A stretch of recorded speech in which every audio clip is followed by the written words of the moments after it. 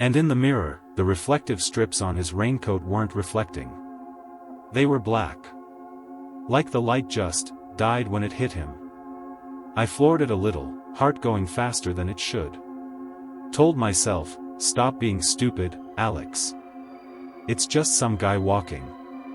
But guys don't walk out here at 1 in the morning. And they don't wear raincoats when it's dry. My GPS voice broke the silence, calm as ever. In 1 mile, turn left onto Hollow Pine Road. There was no road there.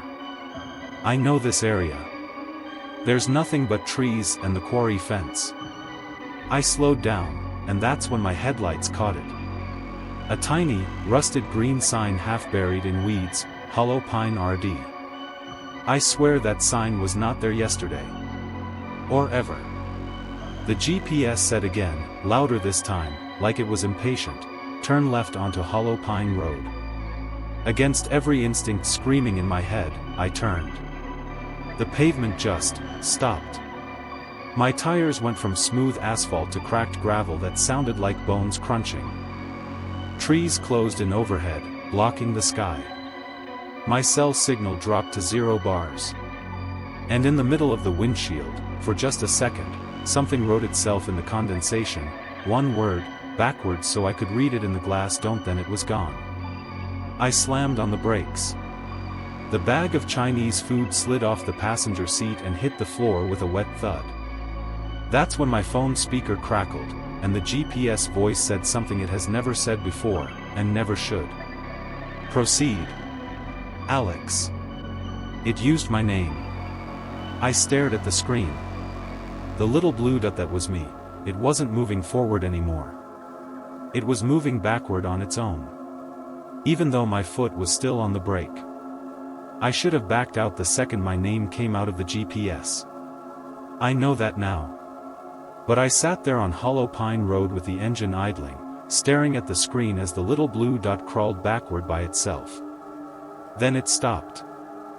The route recalculated in complete silence, shaved 3 minutes off the ETA, and the voice, calm, female, the same one I've heard 1,000 times, said, continue to route. I threw the car in reverse. Nothing happened. The shifter moved, but the car wouldn't go backward. It only wanted forward. I'm not proud of it, but I started to panic. I grabbed the food, jumped out, and ran back toward Quarry Road on foot, shining my phone flashlight like an idiot. 10 seconds later the screen went black. No battery icon, no low power warning, just black. Dead. I stood in the dark, breathing hard, hearing absolutely nothing. No crickets. No wind. Just my own heartbeat. Then headlights behind me. My own car rolled forward slowly, headlights off, parking lights glowing dim orange, steering itself. It stopped 5 feet away like a loyal dog waiting for me to get back in. I got back in. The second I closed the door, the dashboard lit up, phone came back to life at 100%, and the GPS said, thank you, Alex. Proceeding to 1827 Hollow Pine Road. I drove. The road got narrower, trees scraping the sides of my car like fingernails. Every quarter mile there was a mailbox, but no houses. Just mailboxes in the dirt, some new, some rusted through, all with the same number painted in red, 1827. 6, 7, 8 of them. Same number over and over. At one point I passed a little wooden sign nailed to a tree, you are still in Milford. Underneath, someone had carved with a knife, and oh you're not. My phone buzzed. A text from an unknown number, hurry up the food is getting cold, smiley face. I almost threw the phone out the window. Another buzz. Same number. A photo. My driver's license photo. The one from 4 years ago when I still had the stupid haircut. Below it, nice apartment building Alex Unit 3C right? I live in 3C. I floored it. Gravel spat against the wheel wells. The GPS kept talking like nothing was wrong. In 500 feet, your destination will be on the right. There was no house. Just a turnaround loop at the end of the road, a dead-end circle maybe 30 feet across. In the middle sat a single plastic patio table with 2 chairs. A paper plate, plastic fork, and an unopened bottle of soy sauce were waiting. I slammed the brakes. The bag of Chinese food was suddenly hot again in my lap, like it had just come out of the kitchen. I rolled the window down 2 inches and yelled, "I've got your food. Come get it." Nothing answered. My phone buzzed again. Same unknown number. Put it on the table and we'll call it even. I looked in the rearview mirror. Way back down the road, maybe 200 yards, there was a figure standing in the middle of the lane. Yellow raincoat. Hood up. Just watching. I got out, legs shaking, walked to the table, set the bag down. The second the bag left my hand, every single mailbox I'd passed slammed open at the exact same time. Bang. Bang. Bang. Bang. Like gunshots echoing through the trees. I sprinted back to the car, locked the doors, and peeled out. The GPS immediately rerouted me, proceed to highlighted route. It wanted me to turn around and drive back the exact same way. I did. I had no choice. The road only went one direction now. Halfway back, my phone started ringing. Unknown number. I declined it. It rang again. Declined. Again. Then a voicemail notification. I played it on speaker. At first just breathing. Slow, wet breathing. Then a voice, my voice, exactly my voice, said, "Thanks for the food, Alex. See you at home." I almost drove into a tree. When I hit Quarry Road again, my car finally let me turn left instead of right. I blasted toward town doing 90 on a 45. Called my buddy Derek, hands-free, told him everything. He laughed and said I needed sleep and probably shouldn't eat gas station sushi anymore. I screamed at him that someone knew where I lived and he just said, "Bro, chill, it's probably the restaurant pranking you." I hung up. Called my mom. Same thing, "Honey, you work too much. Come stay here tonight if you're scared." No one believed me. I got back into Milford around 2:10 a.m. Town still dead quiet. I parked in my usual spot behind the apartment building, ran upstairs, triple-locked the door, checked every room with a kitchen knife like a lunatic. Nothing. Just silence. I sat on the couch with the lights on, knife in my lap, staring at the door. At 2:37 a.m. my doorbell cam pinged. I opened the app. The hallway was empty. But sitting right in front of my door, perfectly centered on the mat, was the same white plastic bag from Lucky Lantern. Steam was still coming out of it. I never brought the food home. I watched the recording 5 times. The hallway stayed empty the entire time. No one walked up. The bag just appeared between one frame and the next. I didn't sleep. At 3:12 a.m. my phone lit up again. Unknown number. A new photo. It was taken from inside my living room, behind the couch where I was sitting. In the picture, you could see the back of my head, the knife in my hand, and the glow of the phone screen. On the coffee table in front of me, someone had used soy sauce to write 4 words, "We're still hungry, Alex." I whipped around. The room was empty. The message was gone. The table was clean. But the smell, fried rice and soy sauce, was suddenly everywhere. That's when I heard it for the first time. Soft footsteps on the roof. Directly above me. Slow. Bare feet on shingles. Back and forth. Back and forth. They knew exactly where I was in the apartment. I didn't sleep after the soy sauce message. I couldn't. I dragged my mattress into the living room so I could watch both the front door and the balcony slider at the same time. Every light in the apartment blazing.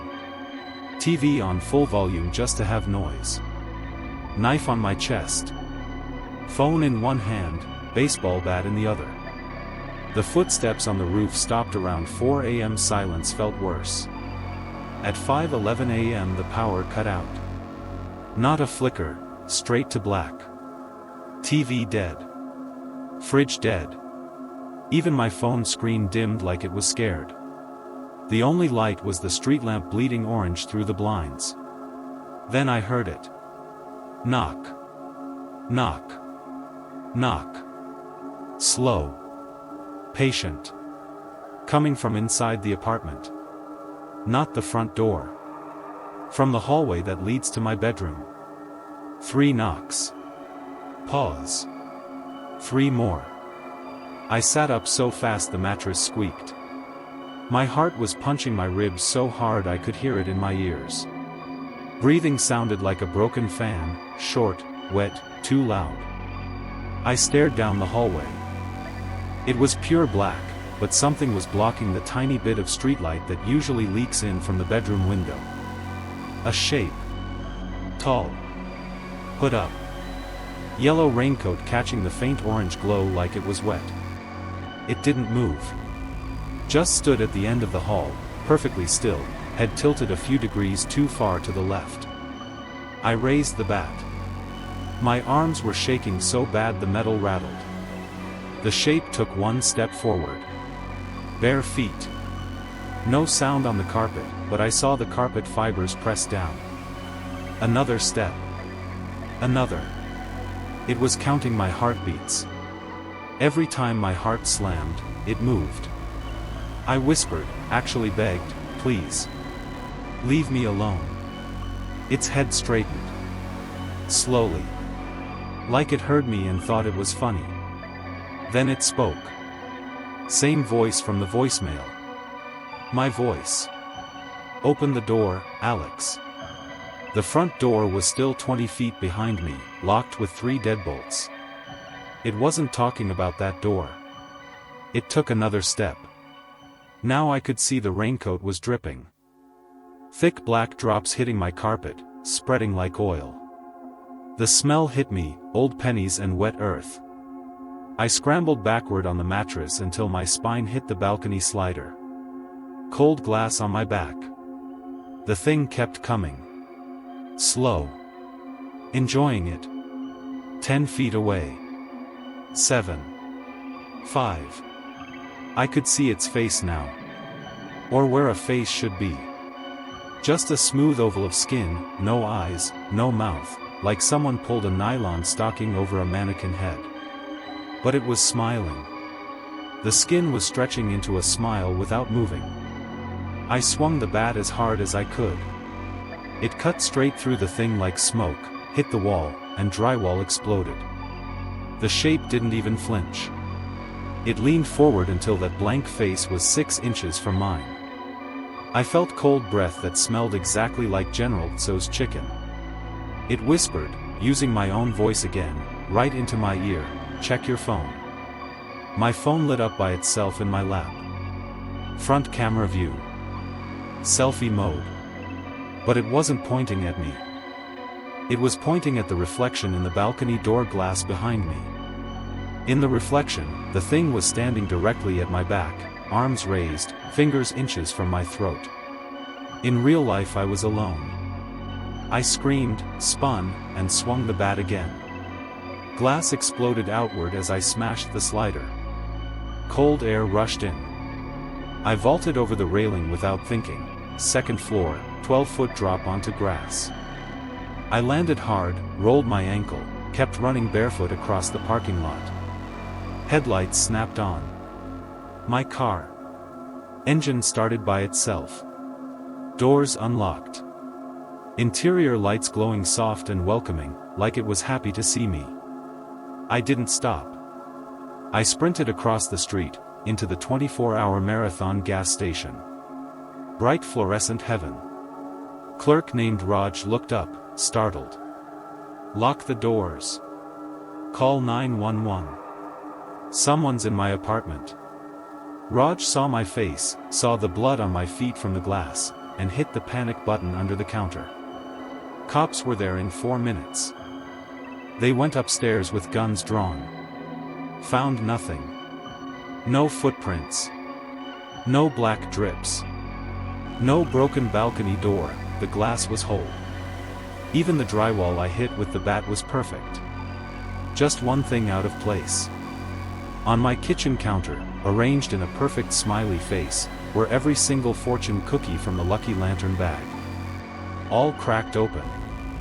All the little paper strips laid out to spell, "Found you, smiley face." The officers thought I did it myself. Said I was having a psychotic episode from sleep deprivation.